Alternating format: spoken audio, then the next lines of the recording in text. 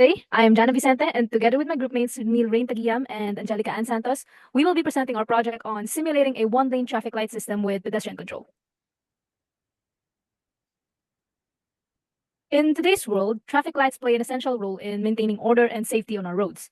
However, these systems aren't just critical for drivers, they're also a lifeline for pedestrians. By managing both vehicle and pedestrian flows, traffic lights reduce accidents and streamline movements in busy areas. For our project, we decided to focus on a single line, one-way traffic light system enhanced with pedestrian control capabilities. Our goal was to replicate a typical urban traffic light setup where cars, cyclists, and pedestrians often share the same space, and coordination is vital. By simulating the system, we can understand the timing and control mechanisms that make traffic flow smoother and safer for everyone involved. To achieve this, we implemented the simulation using Logism and Verilog.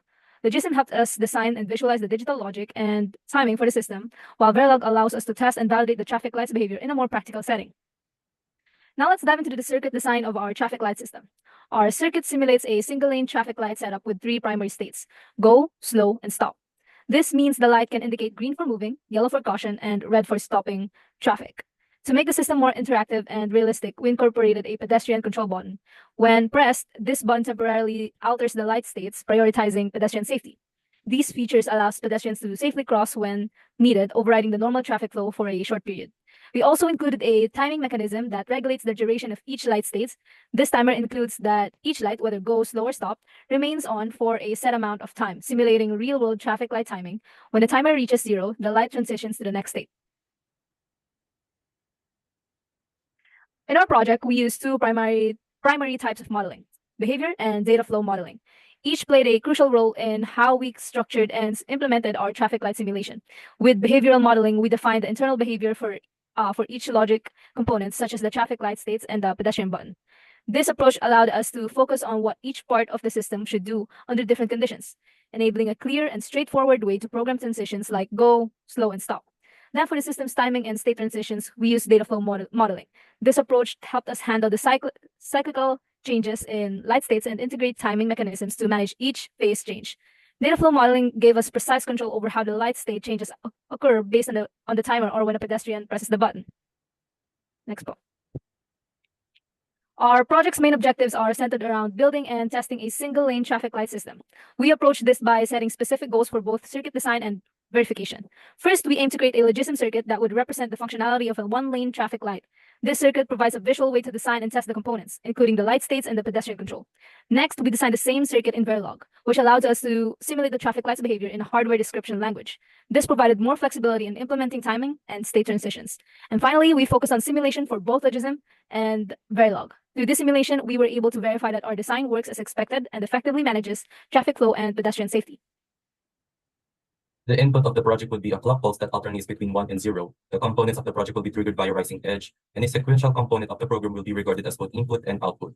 The program will then process the inputs logically, and the next state will be determined. The processing will factor in if the button is pressed. If the state is currently in go, then the next state in the next state is guaranteed to be slow. If the state of the traffic light is either slow or stop, once the button is pressed, the state will remain unchanged. The system is an automated traffic light controller designed with counters, multiplexers, and logic gates to manage time phases or vehicle and pedestrian signals effectively. The counters serve as timing controls regulating the duration of each traffic light phase, go, slow, stop in both the driver and pedestrian views. This timing structure allows the system to automatically cycle through each phase at preset intervals. The multiplexers play a crucial role in selecting between various inputs and control signals, determining the active traffic light phase, and controlling which signals are sent into the 7-segment displays that visually display the countdown timers for both drivers and pedestrians. And OR gates are utilized extensively for decision-making logic, enabling safe and smooth transition between phases based on specific conditions, such as a timer expiration or a pedestrian request to cross. These gates ensure that transition between the go, slow, and stop phases occur without conflicts, preventing simultaneous go signals for vehicles and pedestrians and thus enhancing safety. This finite state machine model represents a basic traffic light controller cycling through 3 main states: go, slow, and stop. In the go state, vehicles can move and the system only advances to slow. When a pedestrian button is pressed or a timer reaches 0, in slow, vehicles are signaled to slow down while a countdown timer runs. Once it reaches 0, the system moves to stop, allowing pedestrians to cross safely. After the stop phase ends with a reset timer, the system returns to go. This cycle ensures control transition between vehicle and pedestrian signals, allowing safe intervals for both. The path module is responsible for managing the output signals for the traffic lights in the countdown timer display. It has a state input that indicates the current traffic light phase: cars go, car slow, car stop, or peds go or stop. and the timer input sets the countdown duration for each phase. Based on the state input, the module updates the car's light signal, a 3-bit output representing the status of the car, the page light signal, a 2-bit output indicating pedestrian lights as go or stop, and the display timer, a 4-bit output that shows the remaining time for the current phase. When reset is triggered, the traffic lights are set to their default states, and the timer resets. This module updates the light and the timer values every clock cycle based on the state, ensuring synchronized visual feedback for drivers and pedestrians. This module manages state transition and timing for the traffic light phases. It defines 4 states: S cars go, S cars slow, S cars stop, peds go, and S stop, to represent different phases for traffic flow. The module transition between these states based on the countdown timer reaching 0 or pedestrian button press. For instance, when S cars go is active and the pedestrian button is pressed, it moves to S cars slow, indicating that cars should slow down in preparation for pedestrians to cross. The timer output counts down for each state and resets to a specified duration upon entering a new state. This module ensures that the cars and pedestrians are given the correct signals at the appropriate time intervals. Traffic controller integrates the control and data path functionalities to implement the overall traffic light system. It includes internal states for car lights and assigns corresponding pedestrian light signals. The module initializes the state to stop for both cars and pedestrians. A countdown timer variable dictates the duration of each traffic phase, decrementing every clock cycle. The button input allows pedestrians to request a crossing, which triggers an immediate transition to the slow phase. Based on the current state, the module updates cars lights with 3-bit output to indicate go, slow, or stop, speeds like 1-bit output for pedestrian go or stop, and the timer output 6-bit value displaying the remaining time in the current state. This top-level module coordinates traffic flow for vehicles and pedestrians, managing safe phase transition based on preset durations and button-activated transition, ensuring efficient and safe traffic control. The test bench simulates the traffic light controller functionality by defining input signals, clock, reset, and button, and output wires, cars light, police light, and timer. It instantiates the traffic light controller module as the unit under test, providing a clock signal by tagging clock every time unit. Initially, the controller is reset, then allowed to run in normal operations for 50 time units. With monitor tracking changes in the output values, the test bench simulates a pedestrian request by briefly setting button to 1. Then observes the controller's state transition before ending the simulation after 100 additional time units. This setup effectively tests preset behavior, typical operation, and response to a pedestrian button press. So now let's move on to the output of our program. So the first one is the value-based output and EP wave output of full traffic cycle. In this full traffic cycle, the code handles the coordination between the car and the pedestrian lights in a predictable and repeated pattern, following a typical traffic light sequence. Initially, the car's light is green, represented by car's light, which is 001, while the pedestrian light shows red, indicated as ped's light equals to 1. This green light for cars allows them to move without interruption, while the pedestrians are instructed to wait. This phase, as the timer variable decreases from 15 down to 0, providing a countdown for the duration of the go cycle. When the timer reaches 0, the code transitions to a stop state for cars by setting the car's light to red which is 100. Meanwhile, the ped's light switches to off or 0, allowing pedestrians to cross safely. This transitions signifies the system switch to pedestrian phase where cars must remain stationary. This stop phase also has its timer countdown, which manages the length of time cars must wait.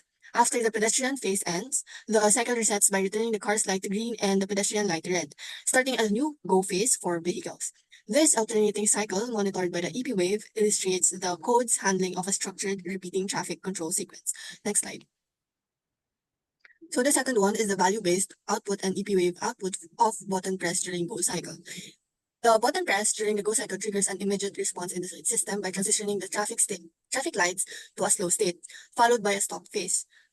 Around time 55, as shown in the output, a button pressed event, button pressed equals to 1, occurs while the car's light is green, which is car's light is equal to 001. This input signals pedestrians need to cross, causing the system to shift from go to slow for cars, represented by the yellow light or the car's light, which is equal to 010.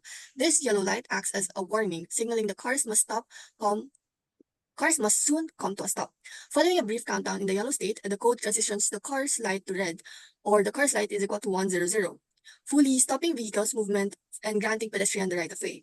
The EP wave output at this point would reflect the code's real-time response to the button press, illustrating the importance of this interrupt-driven logic.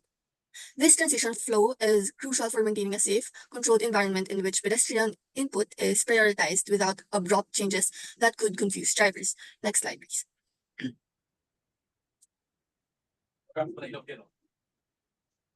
So for the last one, the value-based output and EP wave output of button press during stop cycle.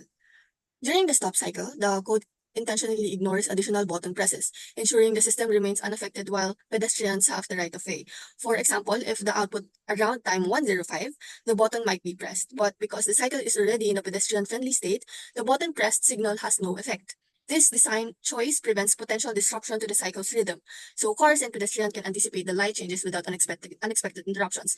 This consistency is maintained through each stop phase, as shown in both the value-based output and EP wave, where we see the countdown continues unaffected by any button press. The system remains focused on completing the cycle naturally, rather than restarting prematurely or modifying the countdown, providing both drivers and pedestrians with a stable, predictable pattern. This approach keeps the traffic flowing smoothly and reinforces safety by avoiding irregular transitions during active crossing phases. So, in conclusion, we successfully implemented a single lane traffic light system with pedestrian control using both Logism and Verilog.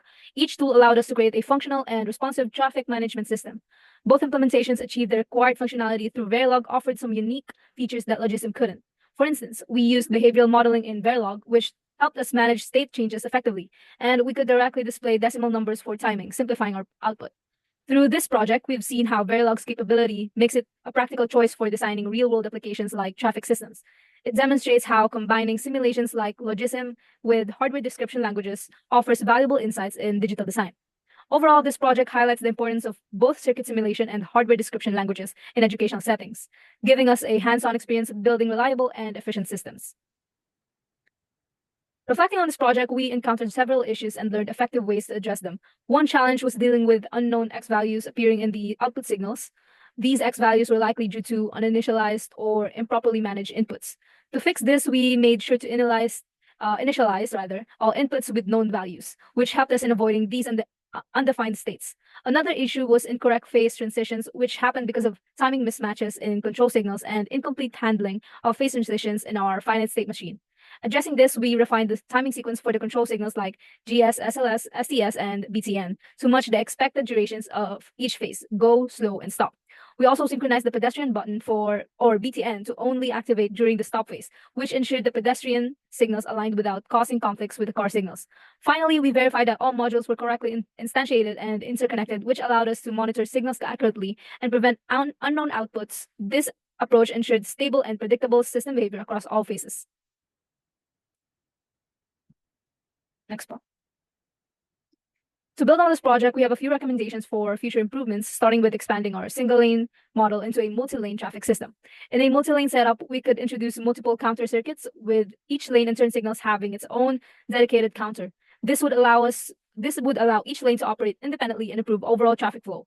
Another recommendation is to use conditional statements like if-else or case structures to prioritize lanes when needed. For example, these could allow for emergency vehicles preemption, giving certain lanes higher priority based on specific conditions. We would also need to increase the number of input ports to handle multiple pedestrian buttons and vehicle sensors. This would enable the system to manage traffic and pedestrian flow more effectively with real-time input from multiple sources.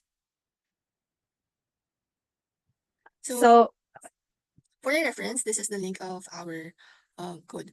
Thank you for following along with this breakdown of the light traffic control system. We hope this demonstration give you a clear view of how the system manages traffic cycles and responds to pedestrian inputs. If there are any questions or if you'd like to discuss any